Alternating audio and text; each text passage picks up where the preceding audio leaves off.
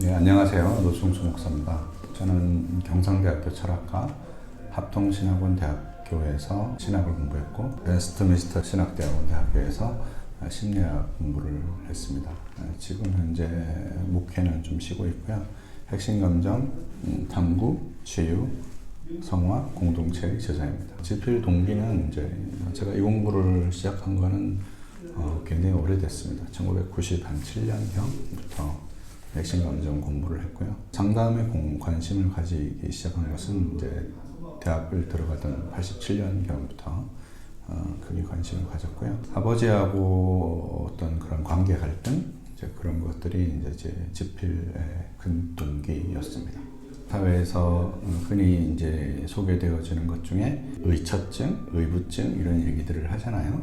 그 의처증이나 의부증은 이제 사실 배우자에게 어떤 문제가 전혀 없는데도 불구하고 배우자가 그런 행동을 할 것이라고 스스로가 그렇게 생각하는 것이죠.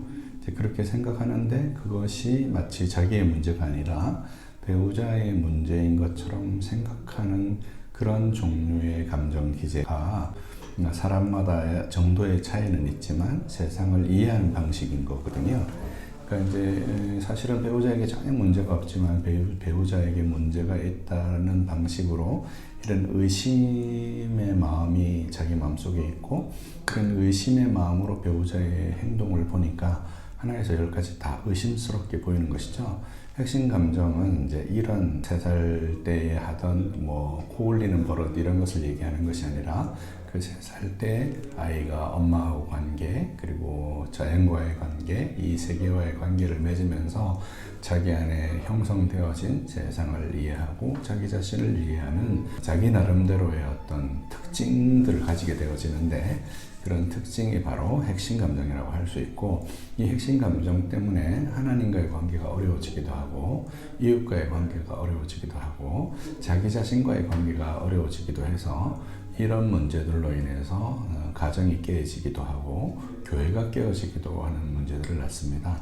그래서 이런 문제를 근본적으로 해결하기 위해서 핵심 감정이 변화되어야 될 필요가 있어서 이런 내용에 대해서 이제 여러 책들을 통해서 설명하게 되었습니다. 먼저 핵심 감정 탐구가 제일 먼저 나온 책이고요. 이 탐구는 제 박사 논문입니다.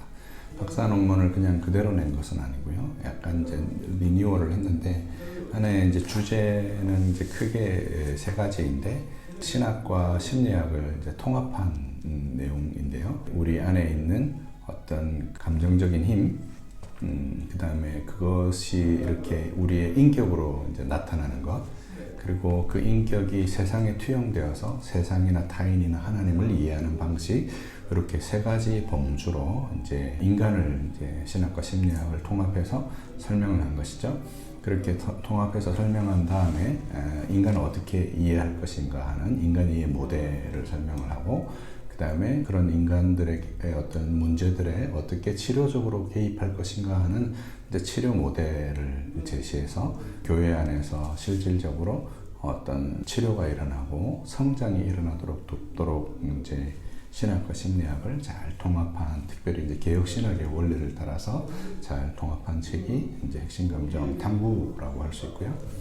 2번째 나온 책 핵심감정 치유는 이 탐구가 박사 논문이다 보니까 조금 어렵게 사람들이 생각하고 목회 현장에서도 좀 적용하기가 좀 힘들어해서 실제 구체적인 하나하나의 감정들 그 핵심감정의 종류를 따라서 그 감정들의 구체적인 사례들과 성경적인 예시들과 그것을 치료해가는 치료 과정들과 그 다음에 이것들을 공부해가면서 타인들을 더 잘 이해할 수 있도록 도울 수 있도록 비교적 탐구보다 난이도가 낮게 매우 쉽게 이제 저술되어진 책이고요.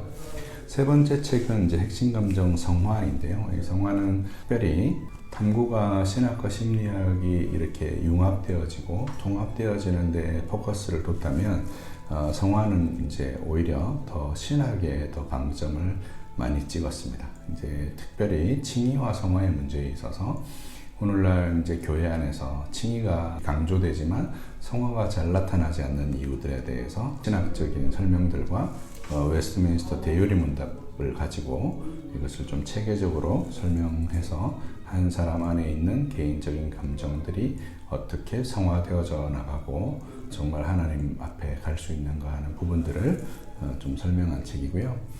네 번째 핵심 감정 공동체는 이 네 권의 책 중에서 가장 난이도가 낮은 비교적 굉장히 읽기에 평이한 책이고 읽으면 이제 금방 이해될 수 있는 책인데 성화라는 이 책의 구체적인 현장에서의 방식, 그러니까 우리가 서로 어떻게 대화를 나눌 것인가, 서로 의사소통을 어떻게 할 것인가, 서로 마음을 어떻게 나눌 것인가, 그리고 그런 나누는 과정에서 우리의 삶에 어떤 방해들이 있는가, 그런 방해들을 만났을 때 우리는 어떤 식으로 표현해야 하는가, 그리고 그런 표현들이 우리 상호 관계를 어떤 식으로 촉진시키고 증진시키는가, 이런 문제들을 이제 집중적으로 다루어서 책을 읽으시는 분들이 교회 현장에서 실질적으로 소그룹 모임이라든지 공동체를 이루는 데 있어서 적용할 수 있는 내용들을 다룬 책이라 할 수 있습니다.